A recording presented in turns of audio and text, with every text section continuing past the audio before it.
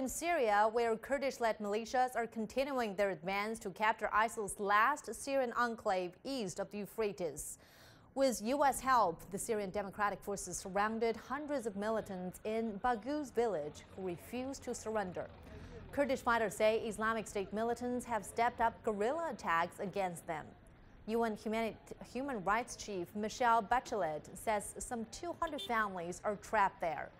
A group of foreign volunteers based near the battlefield is providing aid to those fleeing the area. A senior U.S. general says the U.S. should continue to provide military assistance to the SDF even after this battle is won. Our correspondent Allah Ibrahim has more. We have over 10,000 civilians still trapped in that enclave, trying to leave and unable to leave.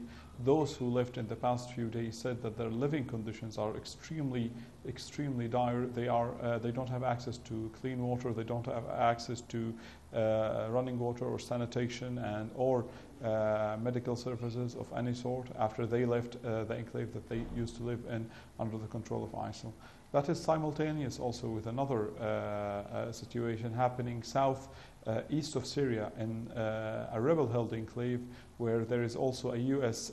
base in the town of Al-Rukban near the borders of Jordan and Iraq with Syria. It seems that there are nearly 40,000 civilians living in a makeshift shelter camp for those people in Al-Rukban town, which is, as I said, on the borders. The Syrian government, along with the Russian military, said they will be opening humanitarian corridors for those civilians to leave Al-Rukban town and the camp established there. But it seems nearly 12 hours after the corridor has been opened, no civilians have left. We should also mention that Al-Rukban was the site of the latest and the biggest, actually, UN aid convoy that went to Al-Rukban almost 2 weeks ago, delivering aid to those 40,000 civilians. And according to our local sources, some of these 40,000 say that they are willing to go back to areas under the control of the Syrian government, and perhaps this is why we are seeing these corridors open today. But again, no one has left that area in the past 12 hours since that corridor has been opened.